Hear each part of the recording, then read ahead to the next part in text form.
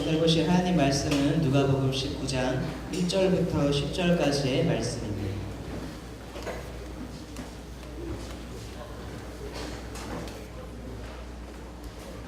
누가복음 19장 1절부터 10절까지의 말씀 한 절씩 교독하며 읽겠습니다.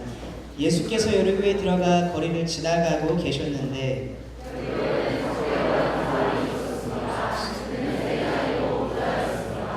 삭개오는 예수께서 어떤 분인지 보려고 했으나 많은 사람들 때문에 볼 수가 없었습니다. 그는 키가 작았기 때문입니다.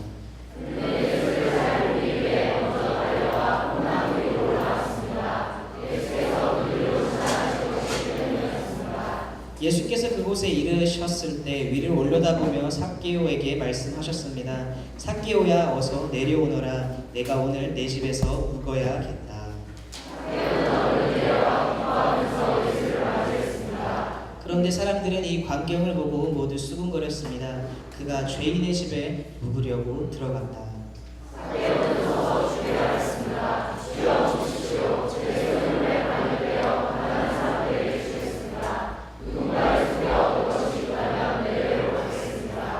예수께서 삭개오에게 말씀하셨습니다. 오늘 구원이 이 집에 이르렀다. 이 사람도 아브라함의 자손이다. 인자는 잃어버린 사람을 찾아 구원하러 왔다. 아멘. 이 시간에는 하나님께서 사랑하시는 종이시며 이 시대의 설교자이신 폴투의 이서진 전도사님 나오셔서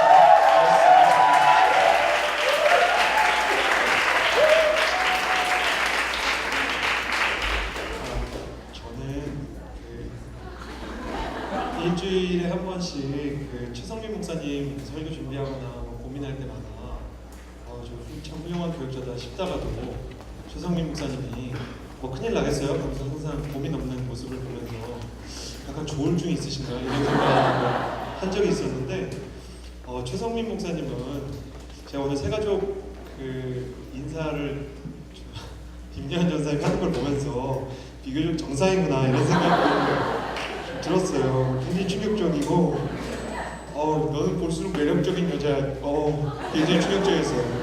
교회에서 제가 처음 들어보는 너무 놀랍습니다.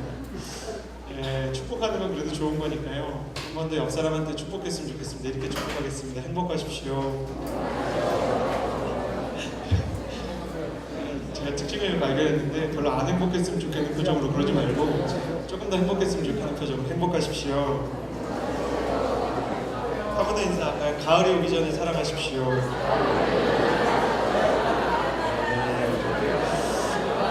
네. 보기스부터 연애하는 역사가 있게 되기를 주님의 이름으로 축복합니다. 하늘 공동체도 이제 보기스들 서서히 결혼을 준비해야 되는데 놀라운 역사가 있길 바라고요. 자매들의 표정 속에서 굉장히 놀라운 걸 읽었어요. 아멘은 하는데 하늘 공동체 형제랑 하기 싫다는 표정이 종종. 그럼에도 불구하고 믿음의 형제들 만나시기를 바랍니다. 네. 옆 사람을 축복했으니까 자기 자신을 좀 축복했으면 좋겠어요. 가슴에 손을 얹고 저를 따라해 주시겠어요? 하나님은 나를 사랑하십니다. 나는 그 사랑 안에 있습니다. 이 시간 내 마음을 예수님께 집중합니다. 나는 절대로 이전과 같지 않을 것입니다. 아멘. 저는 오늘 변화에 대해서 좀 얘기하고 싶어요. 변화. 하나님은 있는 모습 그대로 우리를 사랑하시거든요. 있는 모습 그대로 우리를 사랑하시는데 있는 모습 그대로 내버려 두려고 하지는 않으십니다. 저한테는 이제 갓 6개월 된 귀여운 아들이 있는데요. 저희 아들이 6개월쯤 되면 애기들은 뒤집고 다시 눕고 이게 돌아가는 게 좀 자유자재로 돼요. 근데 애기가 뒤집기 시작하더니 독특한 행동을 하기 시작했는데 방바닥에 떨어진 아빠 엄마 머리카락을 집어먹기 시작한 거예요. 근데 애기가 머리카락을 집어먹어도 아빠는 그 아이를 사랑할 수밖에 없죠. 아이가 무슨 짓을 하든 무엇이 얼굴에 묻었든 침을 흘려도 어쨌든 아빠는 아이를 사랑하는 거예요. 그러나 아빠가 있는 모습 그대로 아들을 사랑한다고 그 앞에 아들이 계속 집어먹을 수 있다고 자기 머리를 뽑아서 주기 시작하면 문제가 생기는 거죠. 아빠는 아이가 머리카락을 집어먹어도 사랑하지만 머리카락을 집어먹는 데에서 벗어나기를 원하는 거예요. 여러분, 그러니까 예수님께서 우리를 향해서 가진 생각도 이와 비슷해요. 주님은 죄인을 너무 사랑하시기 때문에 죄를 싫어하세요. 이해가 되세요? 죄인을 너무 사랑하시기 때문에 자기 아들이 죄인이 되어도 사랑하시지만 그 아들을 괴롭히는 죄를 주님은 싫어하세요. 주님은 우리를 너무 사랑하시기 때문에 우리를 중독시키는 것들을 싫어하세요. 몇 가지 정리를 좀 해드릴게요. 주님은 동성애자를 사랑하세요. 동성애에 빠져있는 사람들도 주님은 깊이 사랑하세요. 그래서 동성애를 싫어하시는 거예요. 이해가 되세요? 캐나다에 있는 제 동생들 가운데 학교에 다니면 아이들이 마약을 하는 경우가 있어요. 마약을 해도 부모는 그 자녀를 사랑합니다. 자녀를 사랑하기 때문에 자녀가 마약에 중독됐다는 거 아는 순간 어떻게 하는지 아세요? 마약을 끊을 수 있는 이 격리시설에 보내버려요. 자녀를 사랑하기 때문에 자녀에게서 마약을 뺏어야만 하는 거예요. 죄인을 사랑하기 때문에 죄인의 손에서 죄를 뺏어야만 하는 거예요. 그 자녀를 사랑하시기 때문에 그 자녀를 괴롭히는 중독에서 그 자녀를 자유케 하시길 원하시는 것입니다. 이제 이해가 가시나요? 하나님이 우리를 있는 그대로 사랑하시는데 있는 그대로 내버려 두기를 원치는 않으시는 거예요. 그걸 변화라고 부르고 성화라고 부릅니다. 저는 여러분의 삶 가운데 하나님께서 부어주신 놀라운 변화와 성화의 역사가 쓰여지기를 주님의 이름으로 축복합니다. 누가 봐도 여러분이 변하고 있다. 누가 봐도 여러분이 새로워지고 있다. 누가 봐도 여러분의 마음속에 역동적인 성령님의 움직임이 있다는 것이 보여야 합니다. 누가 봐도 제가 어떻게 저렇게 사람이 변할 수 있나 싶은 정도의 변화를 만들어가고 중독에서 벗어나고 죄에서 벗어나고 나를 억압하던 모든 우울증과 모든 좌절과 모든 두려움에서 벗어날 때 하나님의 자녀로서의 빛이 세상 가운데 바라게 되는 것입니다. 저는 여러분 안에 하나님께서 주시는 놀라운 변화가 일어나서 여러분에게 임한 그 변화의 빛이 세상을 비추는 역사가 있게 되기를 주님의 이름으로 축복합니다. 저는 오늘 여러분과 함께 예수님을 만나서 이 변화의 역사를 경험한 한 사람의 이야기를 하고 싶습니다. 삭개오라는 사람인데요.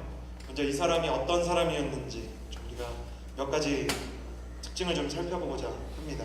함께 1절과 2절을 같이 읽어보겠습니다. 1절과 2절 함께 읽겠습니다. 시작.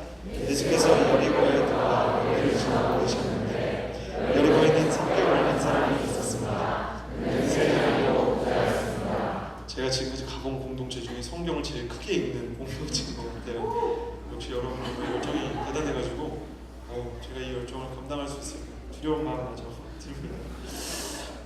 오늘 본문의 배경은 여리고입니다. 성경을 가지고 계신 분은 여리고의 표시를 좀 해주시겠어요? 여리고는 서울 예루살렘으로 봤을 때 분당이나 용인이나 안양, 안산 이런 데처럼 이렇게 좀 가까운 데 있는 위성 도시입니다. 분당쯤 위치라고 생각하시면 될 것 같아요. 여기서 분당보다 약간 먼데요. 분당쯤이라고 생각하면 될 것 같아요. 근데 그냥 위성 도시가 아니고요.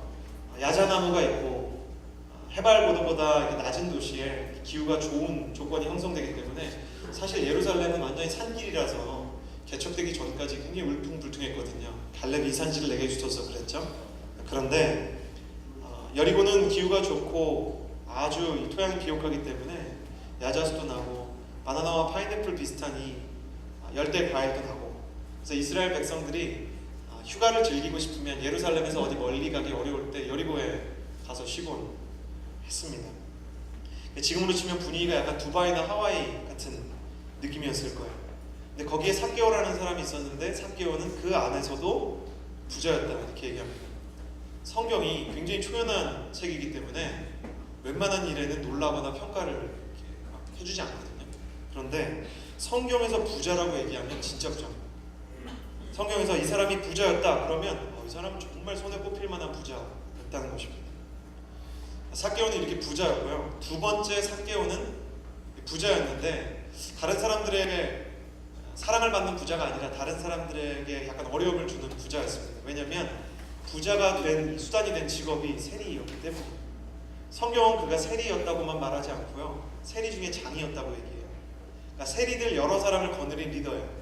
두바이나 하와이 같은 데서 셀레브리티 같은 생활을 하는 부자이면서 동시에 세리들의 리더였기 때문에 사실 재력과 함께 정치적인 권력도 가지고 있었던 사람입니다.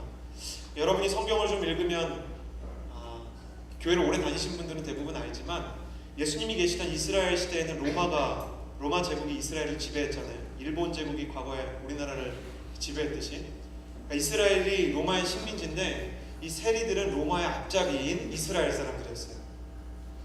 로마가 세금을 얼마큼 매기냐면요, 33%, 34%막 이렇게 매겼거든요. 근데 이 세리들은 33%, 34%만 걷지 않고 거의 40%에 가까운 세금을 걷어서 로마에 낼 돈을 빼고는 자기 주머니로 챙겨서 막대한 부를 만들었던 사람들이 바로 이 세리였습니다. 그 중에 리더니까 사람들이 엄청 싫어했고요. 역사학자들이 이런 세리들을 향해서 뭐라고 불렀냐면 면허증을 발급받은 강도에 불과하다라는 평가를 할 정도로 아주 많은 사람들이 그를 힘들어했습니다. 그런데 저는 좀 희한한 질문을 던져보고 싶어요. 삭개오는 왜 세리가 됐을까? 그렇게 사람들이 싫어합니다. 여리고에서 가이드를 하거나 아니면 여리고에서 관광사를 하거나 호텔을 하거나 아니면 뭐 리조트를 열거나 뭐 다른 많은 방법이 있었을 텐데 왜 굳이 세리였을까? 그것은 삭개오가 가지고 있었던 독특한 특징 때문입니다. 3절 말씀 같이 읽겠습니다. 시작. 삭개오는 예수께서 어떤 분인지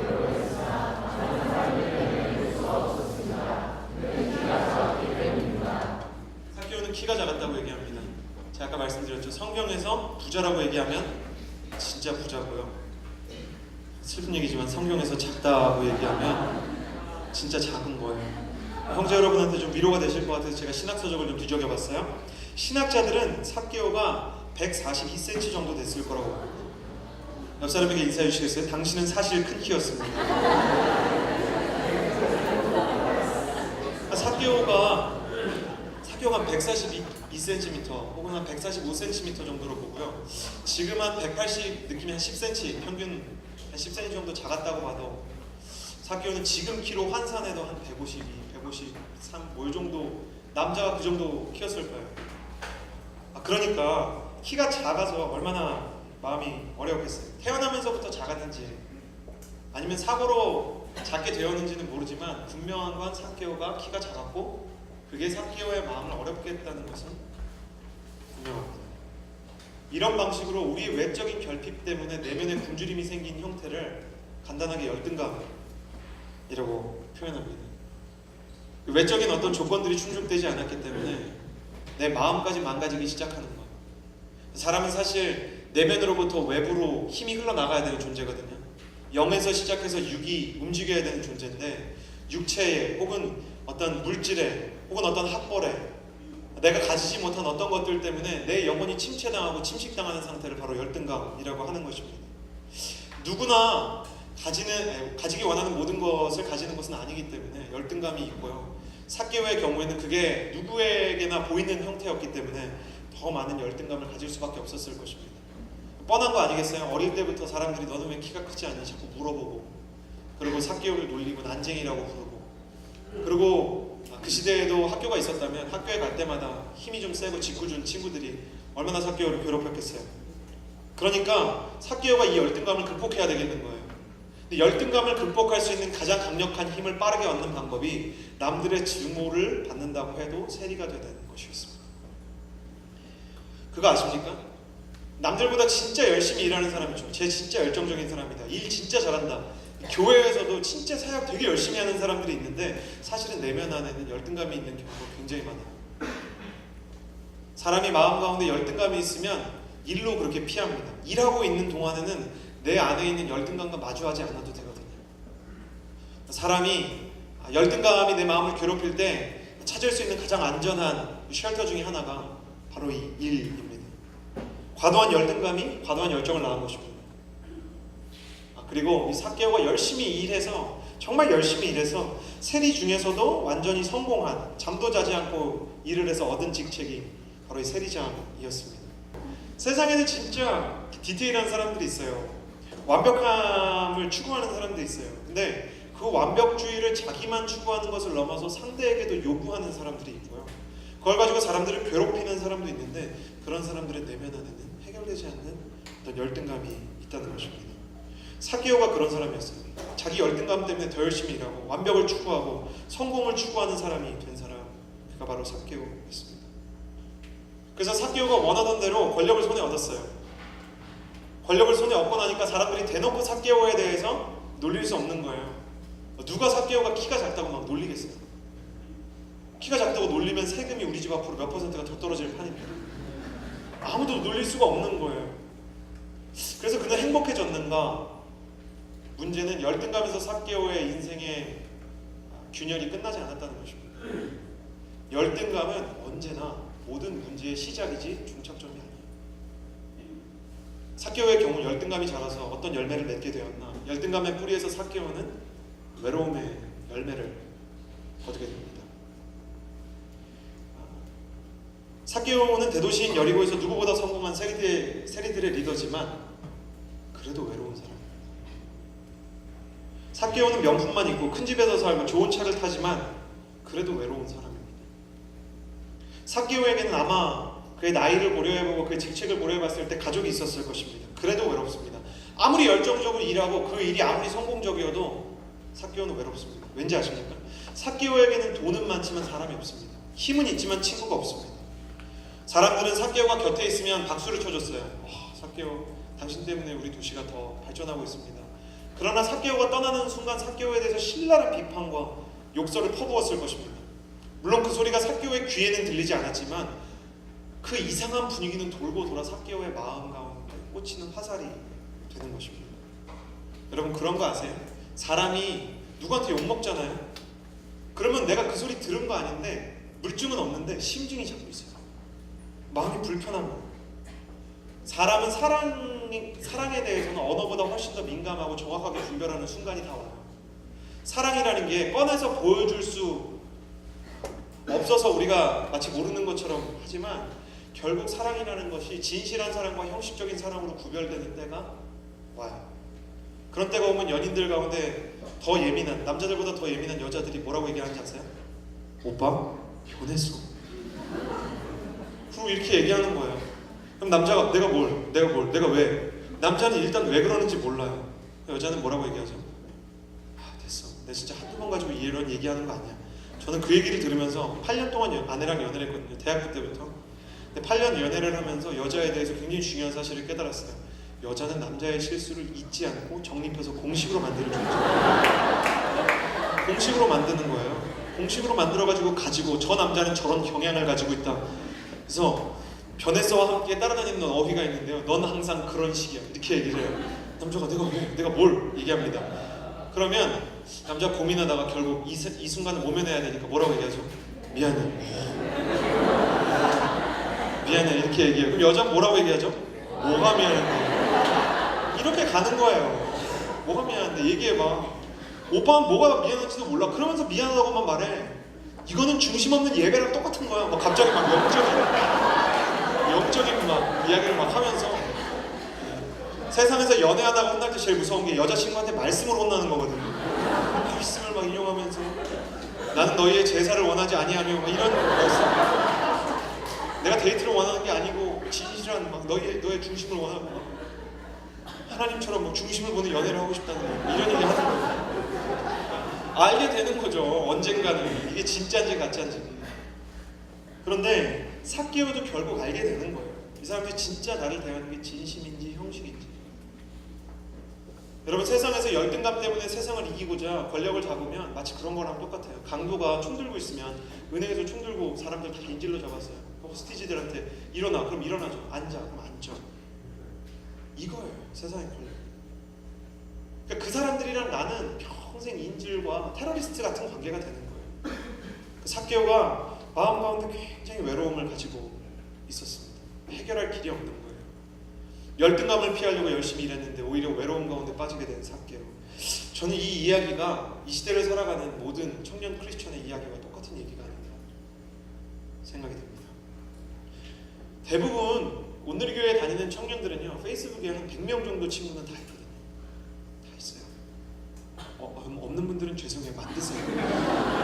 있어요. 한 100명 정도는 있어요. 근데 카카오톡에 최소한 100명에서 200명의 사람들이 있는데 내가 힘들 때 내가 마음을 나눌 사람은 없는 거예요. 내가 만약 외로울 때 누가 나를 위로해주나. 그런 거죠. 진짜 외롭고 힘들 때 내가 마음을 나눌 사람이 없는 것입니다. 이상하죠? 우리는 관계의 거미줄에 살고 어느 때보다 사람을 만나기가 더 쉬워졌는데 사람을 만나기가 더 쉬워졌지만 사람과 마음을 나누기는 훨씬 더 어려워졌어요. OECD 가입국가 중에 이 발전한 대한민국이 물론 여러 모순을 갖고 있지만 어찌됐든 우리가 아울리치 가는 국가들보다 훨씬 발전한 이 도심 대한민국과 서울이 자살률이 1위예요. 분당에 제가 과거에 살았었는데 분당이 우울증 처방 1위, 우울증 약 처방 1위인 거 아십니까? 분당이 진짜 환경이 좋거든요. 천당 밑에 분당이라는 소리가 있을 정도로. 근데 거기에 있는 사람들이 그렇게 우울증 처방을 받아요. 저는 진짜 가난한 동네에 살았거든요. 저는 진짜 가난한 동네에 살았는데 저희 동네에서는 뭐 우울증, 자살 이런 게 없어요. 물론 막 타살은 많았어요. 타살은 많았는데 자살은 없었어요. 자살. 이 정도로 정말 문제가 많은 대한민국의 모습. 발전과 전혀 상관없고 스마트폰이 아무리 발전을 해도 LTE가 생기면 뭐예요? 관계의 속도는 여전히 2G 이하로 머물러 있는데 마음을 나눌 수가 없는데 스위스 심리학자 폴 트루니에 공부하시는 분들 좀 아실 텐데 이분이 뭐라 그랬냐면 현대인의 가장 치명적인 질병은 결국 외로움이다. 외로움은 앞으로 2세기 이상을 점령하는 질병이 될 것이다 라고 말했고요. 복음 전도자 빌리 그레이엄 목사님은 외로움이야말로 인간이 해결해야 하는 가장 큰 고난이다. 마더 테레사 수녀는 뭐라고 얘기했냐면 굶주린 배를 채워주는 것이 공허한 마음을 채워주는 것보다 훨씬 쉽다라고 고백했습니다. 사람은 그러고 보면 힘든 일을 만나서 목숨을 끊거나 좌절하고 절망하는 게 아니에요. 힘든 일을 만났을 때 옆에 있을 만한 사람이 없어서 극단적인 선택을 하는 거예요. 삭개오의 마음이 그랬고요. 그것이 삭개오의 삶과 우리의 삶을 이상하게 틀어서 뒤틀리도록 만들어버립니다. 사람의 마음에 대해서 연구하는 심리학자들 그리고 사회학자들은 현대인이 일 중독에 빠지는 이유는 관계보다 일이 쉽기 때문이다 라고 지적하고요. 남자들 중에 왜 운동 경기 엄청 외우는 분들 계세요. 순원들 중에 왜 그런 분 있잖아요. 추신수가 어제 안타 몇 개 쳤고 프리미어 리그가 개막했는데 이적료가 얼마고 남들 아무 관심 없는 얘기만 계속하는 분들 있잖아요. 스포츠에 미쳐있는 남자들 그런 남자들 그렇게 얘기하는 거 보면 너 숙모임 때 왜 말씀 얘기 안 하고 그런 얘기 하니? 라고 말하지 마시고 이렇게 생각해 주시면 돼요. 아 얘가 외롭구나. 여자들이 지나치게 드라마에 집착하는 분들이 계세요. 김수현과 전지현의 로맨스를 보면서 별에서 온 그대가 실제 존재할까 쓸데없는 생각을 하고요. 그리고 그 드라마를 매일매일 챙겨보면서 성시경 노래를 들으면서 제가 아울리치를 갔는데 성시경의 그 노래 있죠. 뭐죠? 그게 굉장히 거룩한 공동체네요. 아까 폴트는 얘기해줬는데 하여튼 있어요. 그 노래 중에 나는 빈틈없이 행복해라는 표현이 나오는 거예요. 그래서 그걸 갖고 말씀도 아닌데 아울리치에서 나누면서 내 인생에서 빈틈없이 행복했던 순간은 언제였나요? 뭐 이런 숙모임 하는 분들 계세요. 그런 분들을 보면 왜 드라마 얘기만 저렇게 해? 라고 말하지 마시고 이렇게 생각해 주시면 돼요. 아, 이 여자가 외롭구나. 그래요. 성중독자가 늘어가는 건 게임 중독이 심각해지는 건 게임 중독이 심각해지면 온라인과 오프라인을 구분을 못 하잖아요. 나의 정체성은 인간이 아니고 어떤 왕국의 전사고 막 이런 분들 있잖아요. 막 화살 쏴야 될 것 같고 집으로 얼른 가서 막 오크 잡아야 될 것 같고 이런 분들 다 외로워서 그러는 거예요. 결혼 생활의 위기가 급증하는 것도 외로움 때문이라고 이야기합니다. 저는 진짜 심플한 퀘스천을 드리고 싶어요. 진짜 간단한 질문을 드리고 싶어요. 외롭지 않으세요? 외롭지 않으세요? 저는 교육자인데 교육자도 가끔 외롭습니다. 저희는 집에 들어가면 밤 늦게 자잖아요. 아내도 아마 제가 너무 늦게 들어오니까 외로울 것 같고 들어가면 아들이랑 아내가 자고 있는데 아들이랑 이렇게 뭔가 교류를 하고 싶은데 애가 자고 있으니까 그렇게 못하고 또 새벽에 홀리스터 때문에 나와야 될 때 자는 모습만 볼 때 참 외롭다 생각이 듭니다. 교육자 중에 외로운 사람들 많이 있는데요. 어떤 교육자는 계속 자전거를 같이 타자고 그러는 분이 계세요. 자전거가 없는데 자꾸 자전거를 타고 뭐 춘천에 가고 싶다느니 뭐 무슨 발전소를 하나 그래가지고 거기 막 하시는 분이 있어요. 저는 그분 볼 때 그냥 단순하게 생각해요. 저분이 외로운가 보다. 되게 외로운가 보다. 걱정이 돼요. 누군지 아시겠다면 좀 카톡도 보내주시고 사랑의 메시지 좀 보내주시고 분명한 건 그분과 함께 사역하는 교육자분은 오늘 보니까 별로 외로운 것 같지가 않다는 너무 혼자 행복하신 것 같아서 그래요. 김동률 씨 아세요? 김동률 노래 너무 좋잖아요. 가사 중에 무슨 노래가 있냐면, 가사 중에 뭐가 있냐면, 내 친구들의 위로가 듣기 불편해서 집으로 돌아와 문을 열었을 때 횡한 방안보다 더 내 맘이 더 시려 조물기도 했어요. 이쪽에서 따라하는 형제님 한 분 계신데, 주님의 위로가 있기를 주님의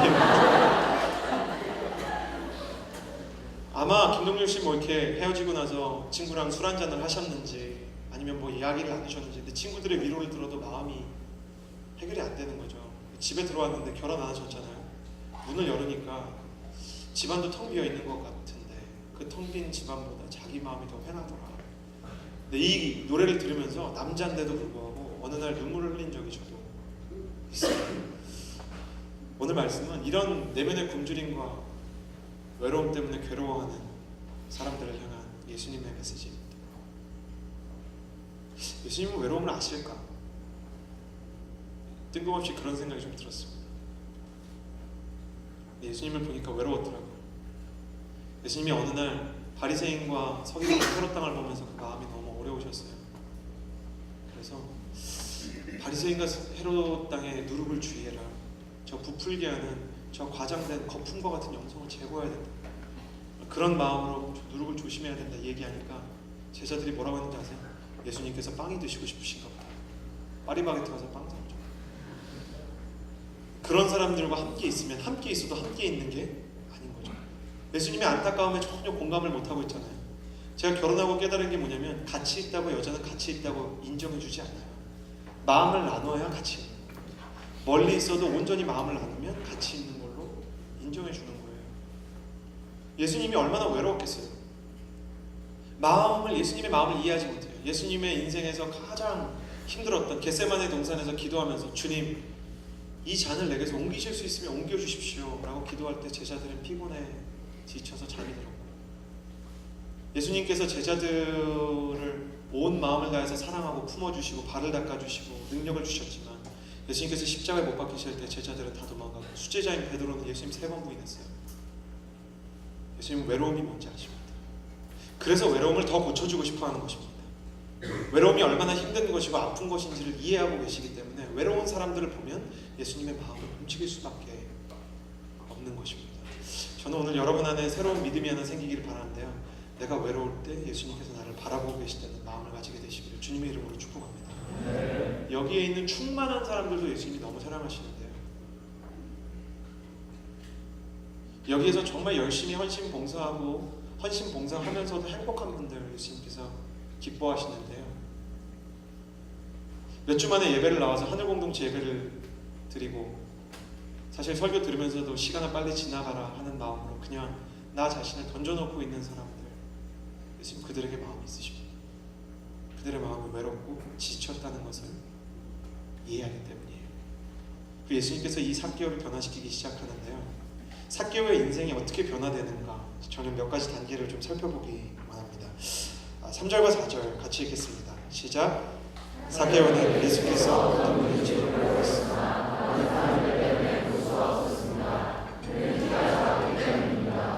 그는 예수를 잘 보기 위해 먼저 달려가 올라가게 올라갔습니다. 예수께서 그 뒤로 지나가실 것이 때문이었습니다. 첫 번째 삭개오의 마음을 두드린 것은 무엇이었는가 하면 예수님에 대한 소문이에요. 예수님께서 지나가신다는 것을 삭개오가 인지했어요. 예수님께서 그 거리를 지나간다는 이야기들이 들려오고 그런 분위기들이 풍겨지기 시작하니까 삭개오가 예수님이 어떤 분인지 보고 싶었어요. 중요한 건 뭐냐면 아무도 삭개오를 예수님이 계시는 자리로, 예수님이 지나가는 자리로 초청하지 않았다는 거예요. 아무도 예수님한테 삭개오를 소개시켜주고 싶어하지 않았어요.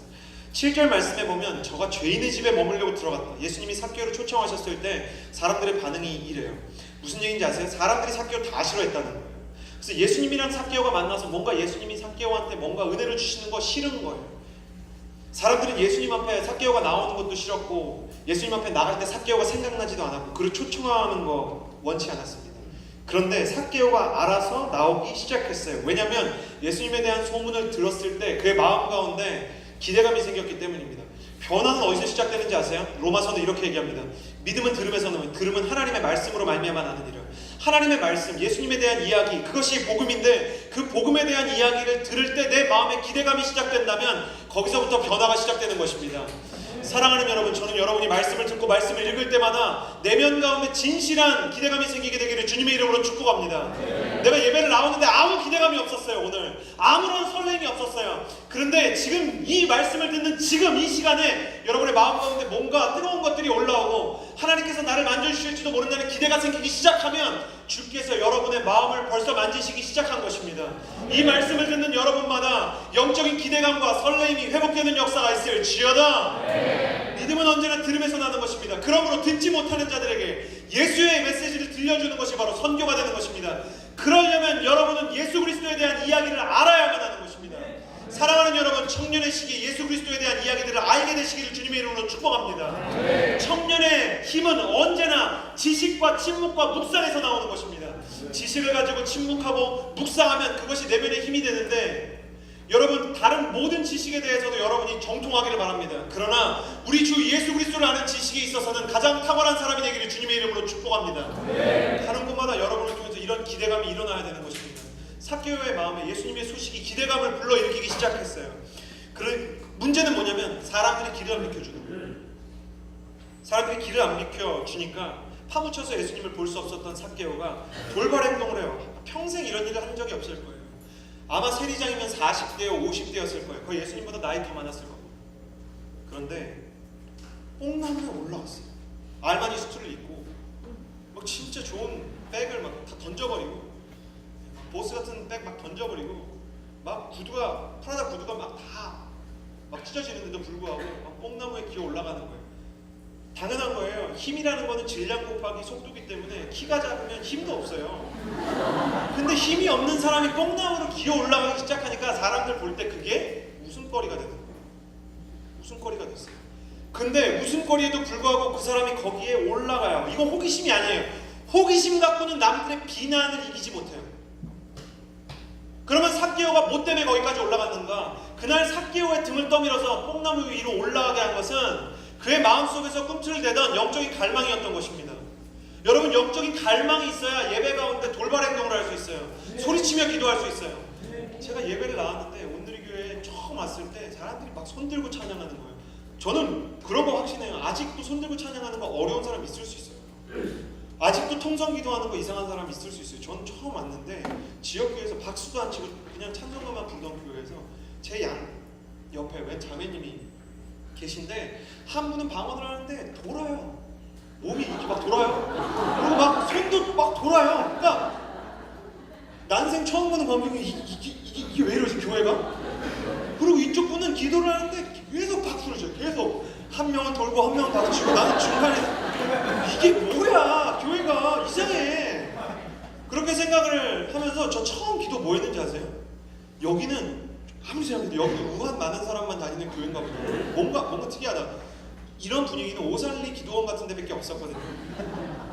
제가 뭐라고 기도했냐면, 주님 저는 괜찮으니까 여기 있는 누나 두 사람 좀 도와주세요. 저는 괜찮은데 여기 너무 힘든 것 같아요. 나중에 대학부에 갔어요. 청년부에 갔어요. 제가 대학부 생활하면서 너무 충격받은 게 뭐냐면, 제 친구 중에, 제 동기 중에 제가 허브 19기 출신인데 19기에 여러분 잘 아시는 이한희 씨가 있었어요. 친한 친구인데, 아니 이 친구는 되게 열심히 기도해요. 되게 열심히 신앙생활하는 친구. 보통이 아니에요. 그 기모임 할 때 기장도 했었고요. 원래 MC 했어야 되는데 그 기수에 이렇게 대회 나가게 되면서 못하게 됐는데, 근데 이 친구가 막 기도 제목을 내고 막 기도하길래 쟤 저런 애들도 진짜 힘든 일이 많은가 보다 생각하고 들어보니까 내 인생에 비하면 너무 살만한 인생인 거예요. 아니 공부도 잘하고, 아니 외모도 저렇게 훌륭하고, 그리고 집안도 다 믿는 집안이고, 근데 막 이 친구가 울면서 기도하는 내용 뭐 그런 거 주님께도 뭐 더 가까이 나가는 원합니다. 제가 그때 속았다는 느낌이 들었어요. 내가 제일 힘든데 다 지들이 제일 힘든 것처럼 기도하는 거 보고 열이 받아서 기도하기 시작했던 것 같아요. 주님, 제가 오늘 알았습니다. 제가 제가 제일 힘든데 와, 얘네들 나보다 훨씬 안 힘든데 와, 지들만 살겠다고 저렇게 열심히 뽕나무 위에 올라가는 심정으로 제가, 와, 저는 대학도 못 가는 수준의 막 공부 막 이렇게 고등부 때부터 친구일 때는 이런 애들이 막 대학도 못 가는 수준의 친구인 저와 이 친구들은 공부 너무 잘하는데 이제 어느 학교 가야 될까 고민이고, 저는 어떻게 하면 학교를 갈 수 있을까 고민인데, 근데 그런 저는 비전을 고민 안 하고 얘들은 비전을 고민하니까 너무 이제 속상한 거예요. 그래갖고 그때부터 갈망과 막 굶주림이 영적으로 생겨갖고 서빙고 3층에 올라가서 기도하면서 주먹으로 얼마나 땅을 쳤는지 몰라요. 하나님 나 좀 도와달라고. 누가 보면 미쳤다고 생각할 거예요. 수능 끝나고 3일 동안 그냥 서빙고 본당에서 잤어요. 당시에 라준성 목사님이 계셨는데, 라준성 목사님 설교 준비하러 오셨다가 제가 약간 이렇게 막 며칠째 막 거기 있으니까 라 목사님이 오셔서 뭐라고 하셨냐면 내 이름이 무엇이냐고. 그래서 나를 귀신 들린 사람으로 생각한 거예요. 얼굴이 너무 안 좋으니까 나를. 그래서 제가 성경을 알았거든요. 예수님 귀신 쫓을 때 그러시잖아요. 네 이름이 무엇이냐. 나를 그렇게 생각하는 거예요. 그래서 목사님 저 괜찮습니다. 그리고 얘기하고 왜 있냐 그래서 저 진짜 비전이 필요해서 저 수능 끝났는데, 그때 수능 점수가 엄청나게 올라갔거든요. 저희 학교 전체에서 역사상 가장 밑바닥에서 그래도 상당한 수준까지 올라갔어요. 예수님 믿고 공부해서. 그래서 이 스토리를 얘기했더니 식사하시면서 기도해 주시고, 그래서 같이 눈물을 흘려주시고, 그러면서 같이 기도했어요. 남들이 볼 때는 이해 안 되는 일들을 하게 돼 있어요. 영적으로 갈망이 있으면. 그리고 그걸 해도 집안 사람들이 이해를 못하고 내 주변 사람들이 이해를 못해도 할 수밖에 없는 거예요. 여러분 찬양팀 하면요 좋아 보이잖아요. 힘들어요. 세팅해야 되고 풀고 막 틀리면 괜히 나 때문에 예배 망친 거 아닌가, 그런 세션들한테 꼭 얘기해주고 싶은 게 있는데요. 여러분이 좀 틀리고 그런다고 여러분이 뭐 예배를 망칠 정도로 그렇게 중요한 사람들은 아니에요. 싱어도 마찬가지예요. 내가 틀리는 건 남들은 관심도 없어요. 남들은 다 아까 뭐라고 그랬어요? 지살끼리 바빠요. 다 기도한다고요. 그냥 나는 내 예배 드리는 거예요. 근데 그렇게 예배하면서 나아가면서 헌신하면서 MC단 보세요. 가면 갈수록 MC단은 딱 둘 중에 하나예요. 살이 너무 많이 빠지든지, 특히 형제 MC단은 다른 현상이 일어나는데 배살이 계속 찌든지 둘 중에 하나거든요. 살찌고 헌신하고 피곤한데도 불구하고 계속 하는 거 왜 그러냐? 하나님에 대한 갈망이 있는 거예요. 없으면 그렇게 안 해요. 없는 것 같은데 있어요. 여러분 안에 하나님에 대한 갈망이 없으면 이 시간에 여기 나와 있겠냐고요. 교회보다 훨씬 더 재밌는 일들이 많아요, 세상에는. 근데 여러분 여기 나왔어요. 여러분 생각해 보셨어요? 나는 여기 왜 나와 있나? 왜 설교 듣나? 왜 기도하나? 왜 찬양하나? 생각해 보셨어요? 여러분을 여기로 이끈 것은 하나님을 향한 영적인 갈망이에요. 저는 그 영적인 갈망이 오늘 폭발하는 역사가 있게 되기를 주님의 이름으로 축복합니다. 네. 뽕나무 위에 올라가는 자리가 돼야 돼요. 예배는 미친 사람이 돼야 돼요. 이 사람 제정신인가 싶은 수준에. 그러니까 이 사람이 갈망 속에서 예수님을 만나야 되겠다 올라갔는데 예수님이 그 앞에서 멈춰요. 가까이 올 때마다 삭개오가 설마 했을 거예요. 근데 예수님이 삭개오를 쳐다보면서 오는 거예요. 수많은 사람들이 있어요. 근데 예수님이 삭개오를 향해서 다가와요. 삭개오의 심장이 쿵쾅거리기 시작해요. 예수님의 귀에는 거기 있는 많은 사람들의 웅성이는 소리가 들리지 않아요. 예수님의 귀에는 뭐가 들리냐면 삭개오의 쿵쾅대는 심장 소리가 들리기 시작해요. 그래서 삭개오한테 뭐라고 얘기하시냐면, 이게 그냥 보면 당연한 것 같은데 사실은 되게 이상한 거예요. 삭개오야 이렇게 부르셨어요. 이게 왜 이상한지 아세요? 아무도 소개를 안 해줬어요. 그리고 예수님이 누구 고칠 때 이름을 안 불러요. 근데 부르셨어요. 왜 부르셨을까 생각해봤어요. 삭개오의 이름의 뜻은 clean and innocent, 깨끗하고 순수하다는 뜻입니다. 제가 아들 이름 지을 때 이름 막 진짜 열심히 지어가지고, 제 아들 이름은 연준인데요. 넓을 연에 깊을 준, 이걸 다 생각해서 짓잖아요. 이름을 다 넣고 시댁 식구들 그리고 친정 식구들 모여갖고 같이 이렇게 막 투표하고 토론하고 그래서 어떤 이름이 더 좋은 이름인가. 놀랍죠? 그런 이름이 여러분의 이름이라는 게. 내 이름이 그렇게 지어진 거예요. 어떤 자녀의 이름이든지 부모의 기대와 소망을 담고 있어요. 우리는 한문이잖아요. 히브리어도 그 이름 안에 뜻이 다 있거든요. 근데 삭개오의 경우에는 부모가 참 훌륭한 분이었던 것 같아요. 대단한 성공을 원한 게 아니었어요. 우리나라 이름으로 치면 대성 뭐 이런 이름을 지은 게 아니고 그냥 순수, 순결 이런 이름을 지은 거예요. 얼마나 안 어울려요. 여리고의 세리장인데 이름이 순결이야. 그러니까 자기도 자기 이름이 좀 애매하다 이렇게 생각했을 거예요. 청빈, 결백 이런 이름이었어요. 예수님이 이렇게 부르셨어요. 사실 삭개오는 자기 이름의 뜻을 잊었습니다. 우리가 그렇듯이요. 우리도 우리 이름의 뜻을 잊고 살잖아요. 근데 예수님께서 오셔서 이름을 부르셨어요. 그 이름을 부르시는 예수님의 음성 안에 무슨 뜻이 있냐면, 너는 본래 순수하고 순결하게 살도록 지음을 받았다. 너는 그렇게 생각하지 않을지도 모르겠지만 지금 네 삶이 너무나도 그 부르심에서 멀어져 있지만 너는 순수하고 순결하게 살도록 부르심을 받았다. 근데 그 얘기를 듣는데 삭개오의 마음이 녹기 시작하는 거예요. 삭개오예요. 아무도 알려주지 않았던 그 이름. 예수님만이 우리가 누구인지를 정확히 알고 계세요. 내가 누구인지를 아는 것을 정체성이라고 얘기해요. 그리고 내가 누구인지 알았을 때 그 안에서 가치가 발견되는 것, 숭고한 어떤 것들이 발견되는 것을 자존감이라고 불러요. 우리 인생의 정체성과 자존감은 주님의 손에 있는 거예요. 변화는 하나님을 향한, 하나님에 대한 소문에서 하나님을 향한 갈망, 그 갈망에서 주님을 만나서 비로소 주어지는 나의 정체성과 자존감을 통해서, 자존감과 정체성이라는 토양 위에서 시작되는 거예요. 사랑하는 여러분, 여러분의 20대에 주님께서 여러분이 누구인지를 알려주시는 역사가 있게 되기를 주님의 이름으로 축복합니다. 여러분이 누구인지 주님의 손에 있습니다. 여러분이 어떤 사람으로 만들어졌고 창조되었는지를 주께서 아십니다. 주님은 여러분이 그 모습을 회복하기를 원하세요. 그리고 삭개오에게 내가 이제 너의 집에 가야 되겠다 이렇게 얘기했어요. 사람들이 막 비난을 하는 거예요. 저 사람이 죄인의 집에 들어가려고 한다. 저 사람이 진짜 제정신인가. 지금으로 치면 예수님이 세월호 성장 내 집에 가겠다는 거예요. 사람들이 너무 싫은 거죠. 막 구원파 리더들을 만나가지고 얘기를 좀 해보지 않는데 그런 생각 들지 않겠어요? 크리스천도 많은데, 더 가난하고 힘든 사람도 많은데. 그러면서 많은 사람들이 예수님에게 등을 돌리고 떠나갔을 거예요. 사람이라는 게 자기 이데올로기라는 게 그렇게 무서워요. 어떤 이데올로기가 딱 잡히잖아요.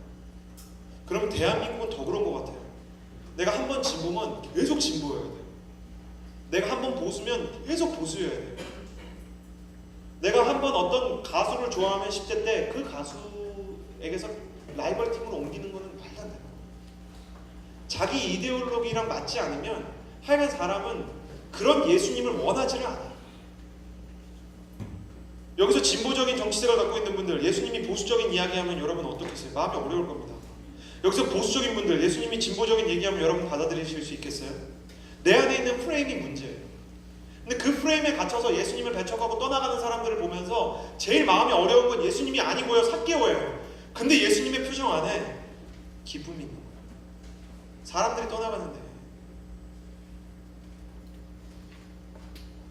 삭개오 마음속에 주님 굳이 저 같은 사람 안 돌아보셔도 좋습니다라고 말하고 싶은데 예수님은 나랑 같이 있는 게 너무 기뻐. 너무 기쁘니까 뭐라고 하기도 그래. 그러니까 막 마음 가운데 혼란이 찾아오는 것이죠. 근데 예수님이 삭개오에게 보여주는 이 모습의 완전한 결정판은 어디서 나오냐? 십자가에서 나오는 거예요.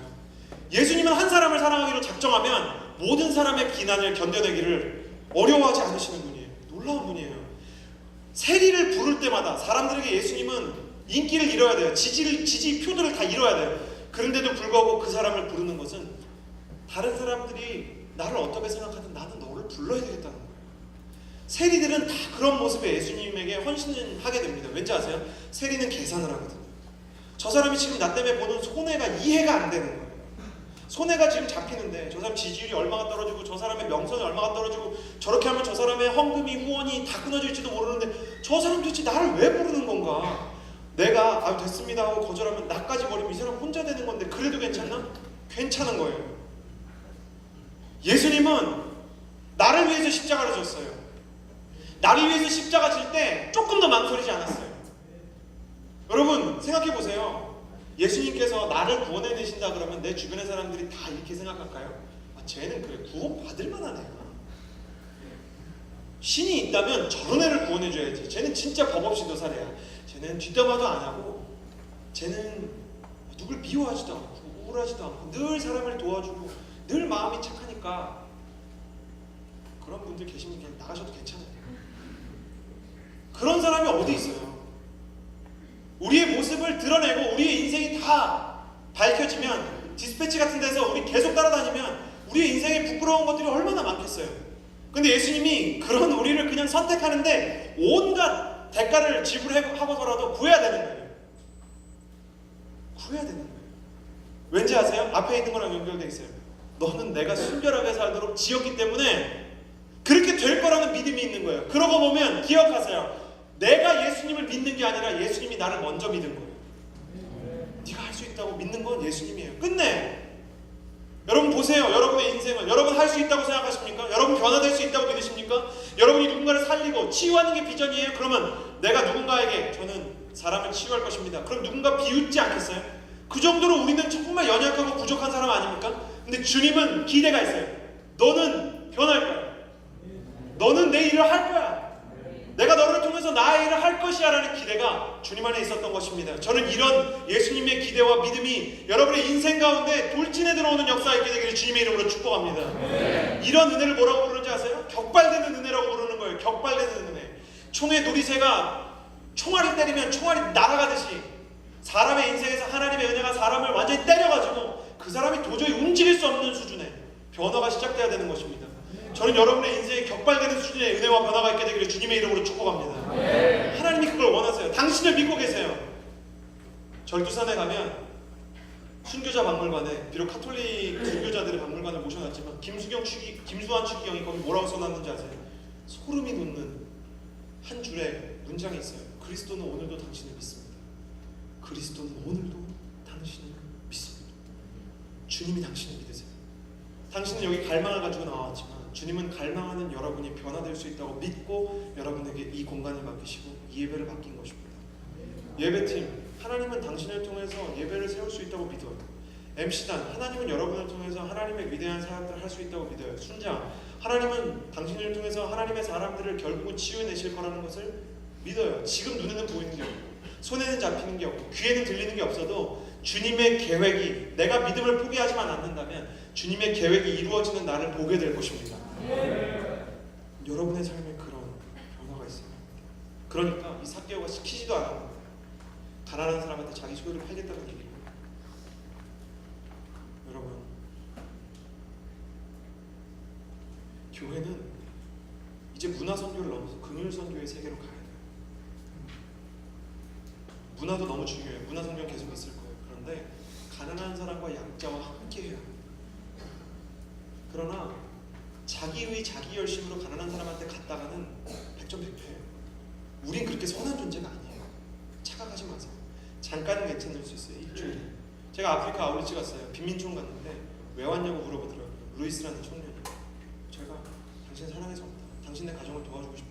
제가 그 가정에 한 달치 식량 주고 성경이 필요하다고 해서 성경 주고 같이 말씀 보고 그랬는데 루이스가 농담 반 진담 반으로 이렇게 묻더라고요. 그럼 당신 여기서 나랑 같이 살 수 있나? 그건 안 되겠더라고요. 화장실이 없어요. 어떻게 살겠어요? 저는 매일매일 초절하게 깨달아요. 자기의, 자기 열심, 자기의 종교적인 어떤 것으로는 하나님의 일을 할 수가 없고 가난한 사람을 변화시킬 수도 없어요. 이 병들고 썩어 빠진 한국 사회를 변화시킬 수 있는 것은 하나님에 의해서 정체성이 확립되고 하나님에 의해서 변화가 시작된 격발된 은혜의 주인공들 뿐입니다. 사랑하는 여러분, 격발된 은혜의 주인공으로서 가난한 사람을 향해서 튀어나가는 수준의 변화를 겪게 되기를 주님의 이름으로 축복합니다. 여러분이 가서 폭발할 거예요. 여러분이 가서 변화시킬 거예요. 여러분이 가서 나눠줄 거예요. 아무것도 없다고 생각했던 여러분의 손에 하나님께서 하나님의 사랑과 자비와 치유의 능력을 주실 거예요. 그 시작이 어디 있다고요? 주께서 당신의 이름을 알아주시는 순간이에요. 저는 오늘 여기서 말씀을 냈습니다. 그리고 여러분에게 마지막 한 가지를 부탁드립니다. 하나님 안에서 여러분이 누구인지 발견하시길 바랍니다. 오늘 찬양을 한 곡 하고 기도하기 원하는데요. 여러분이 잘 아는 찬양입니다. 내 이름 아시죠? 라는 찬양인데 원래 영어 가사로 좀 함께 찬양해 볼까요? 그리고 우리 마음을 하나님께 드리는 시간을 가졌으면 좋겠습니다.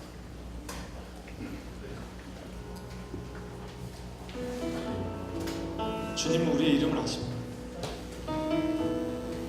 주님은 우리의 외로움과 우리의 열등감을 아십니다. 그 주님을 생각하며 그 주님의 치유를 쫓아오며 주님 앞으로